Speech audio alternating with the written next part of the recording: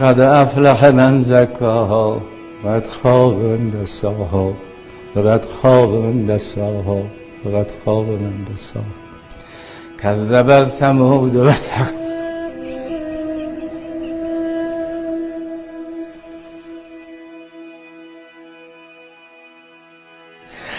قد خاب من دساها كذبت ثمود بتقواها إذ انبعث أشقاها فقال لهم رسول الله ناقة الله سقياها فكذبوه فعقروها فدمدم عليهم ربهم بذنبهم فسواها فكذبوه فعقروها ودمدم عليهم ربهم بذنبهم فسواها ولا يخاف عقباها.